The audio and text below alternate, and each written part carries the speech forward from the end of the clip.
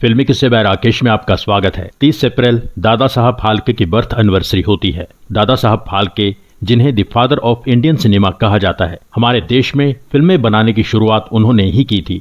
दादा साहब फाल्के के बारे में इससे ज्यादा कोई और बात बहुत कम लोग जानते हैं। आज के एपिसोड में दादा साहब फाल्के के बारे में बहुत सी अनसुनी बातें आपके साथ शेयर करेंगे। एपिसोड में दी जा रही जानकारी सुकेश कुमार जी की बुक फिल्म जगत के पितामह दादा साहब फाल्के से ली गई है। ढूंढीराज फाल्के का जन्म 30 अप्रैल 1870 बॉम्बे प्रेसिडेंसी के त्र्यंबकेश्वर में एक मराठी भाषी चित्तपावन ब्राह्मण परिवार में हुआ। उनके पिता गोविंद सदाशिव फाल्के एक संस्कृत विद्वान थे और धार्मिक समारोहों का आयोजन करने वाले एक हिंदू पुजारी के रूप में काम करते थे।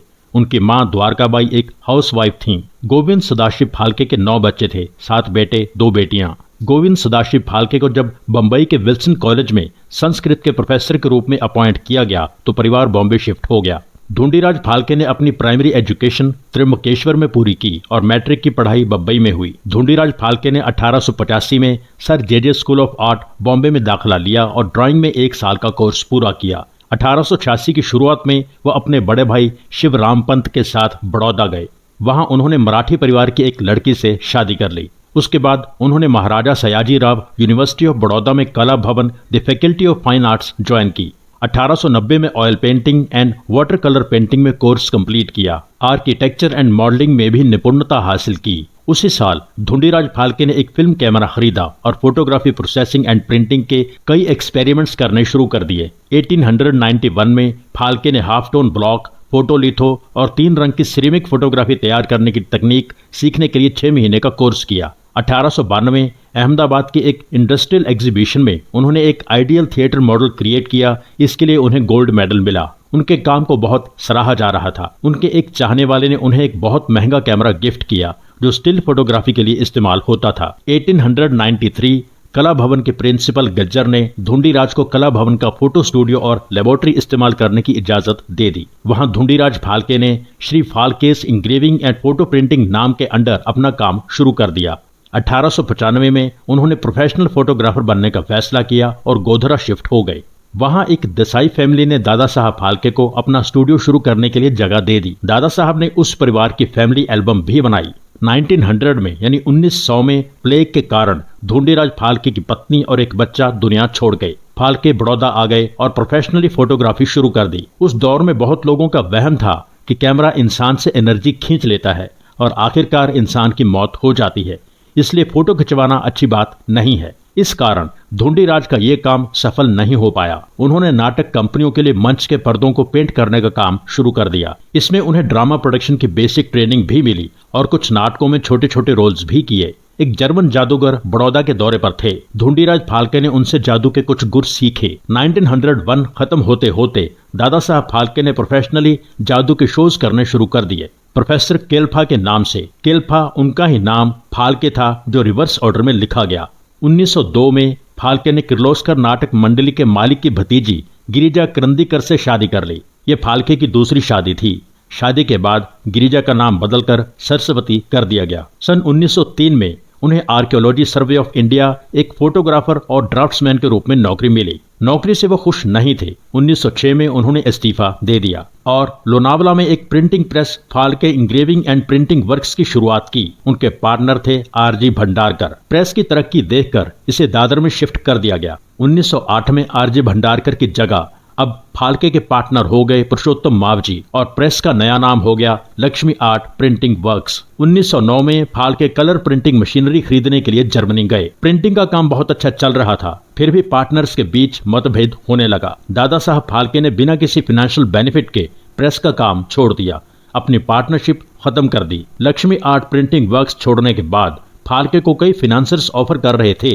कि हम पैसा लगाएंगे, तुम अपनी प्रिंटिंग प्रेस शुरू करो, पर ढूंढीराज इसके लिए तैयार नहीं थे। 14 अप्रैल 1911 the America India picture palace Girgaon Bombay में फाल्के अपने बड़े बेटे भालचंद्र के साथ एक फिल्म देखने गए, अमेजिंग एनिमल्स। स्क्रीन पर जानवरों को देखकर भालचंद्र बहुत हैरान हुए। उन्होंने घर आकर सारी बात अपनी मां सरस्वती बाई को बताई। परिवार का कोई भी मेंबर उसकी बात पर यकीन नहीं कर रहा था। परिवार को यकीन दिलाने के लिए दादा साहब फाल्के अगले दिन फिर उन्हें फिल्म दिखाने लेकर गए। क्योंकि ईस्टर था इसलिए उस दिन कोई और फिल्म दिखाई जा रही थी।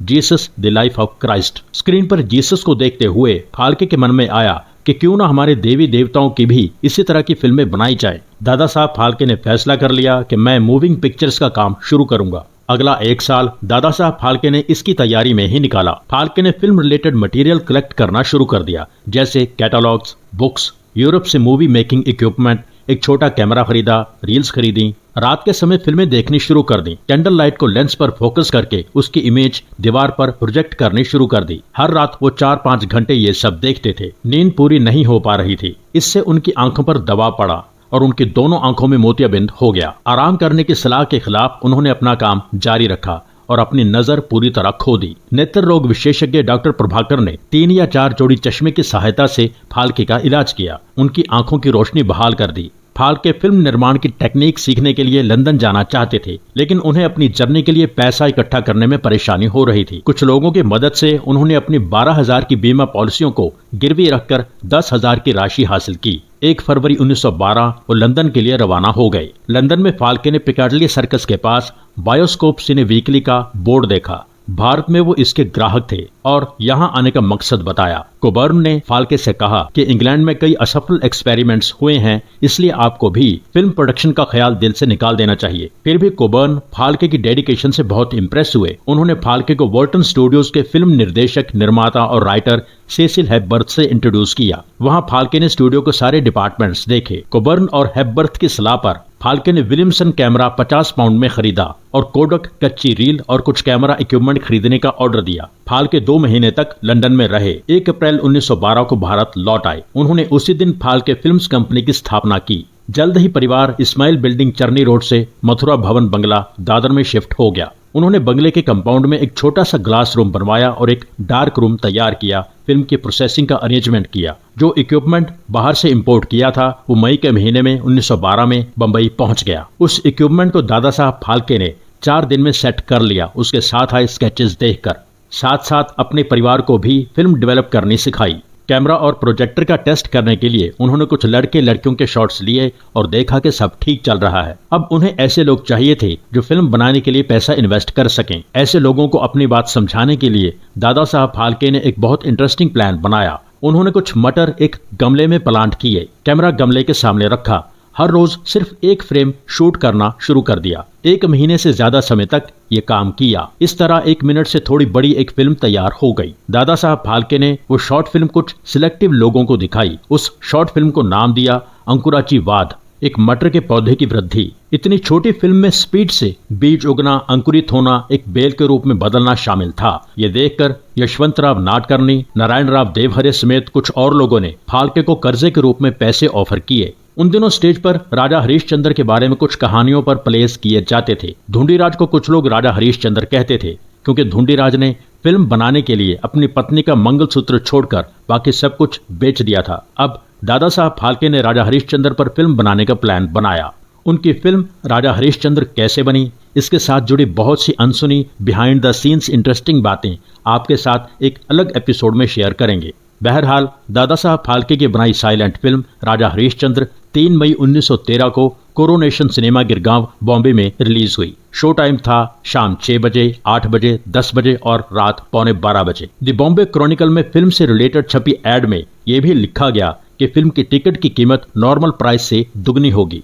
दर्शक एक पौराणिक गाथा को चलते फिरते देखकर वाह वाह कर उठे। भारत की पहली फिल्म दर्शकों के सामने थी। 1 हफ्ता तक फिल्म हाउसफुल चली। फिल्म को और 12 दिन के लिए बढ़ा दिया गया। 17 मई को औरतों और बच्चों के लिए टिकट की आधी कीमत पर एक स्पेशल शो रखा गया। 25 मई तक फिल्म लगातार 23 दिन चली। उसके बाद 28 जून को अलेक्जेंड्रा थिएटर में फिल्म दिखाई गई। बॉम्बे में फिल्म की सफलता की कहानी पूरे देश में फैल गई। जगह जगह से फिल्म देखने की मांग होने लगी। फिल्म डिस्ट्रीब्यूशन का कोई सेटअप तब नहीं था, इसलिए दादा साहब फाल्के अपने कुछ लोगों की टीम को साथ लेते। फिल्म प्रोजेक्टर और प्रोजेक्टर ऑपरेटर साथ लेकर फिल्म दिखाने जाते थे। सूरत के नवाबी थिएटर में जब फिल्म दिखाई गई तो ज्यादा अच्छा रिस्पांस नहीं मिला। सिर्फ 3 रुपए की कमाई देखकर थिएटर के मालिक ने दादा साहब फाल्के से कहा कि या तो शोज रद्द करो या फिल्म की लंबाई बढ़ाओ या टिकट की कीमत कम करो। दादा साहब फाल्के ने उनकी हर बात को प्यार से रिजेक्ट कर दिया और वहां के अखबारों में गुजराती में विज्ञापन छपवाया। एक आने में 3/4 इंच चौड़ाई और 2 मील लंबाई की 57,000 तस्वीरें देखिए। इसके साथ साथ दादा साहब फाल्के ने अपने कलाकारों से फिल्म के कुछ सीन्स चौराहों पर भी एक्ट करवाए। नतीजा ये हुआ कि थिएटर की कमाई 300 रुपए तक पहुंच गई। इसके बाद Pune, Colombo, London, Rangoon film को दिखाया गया।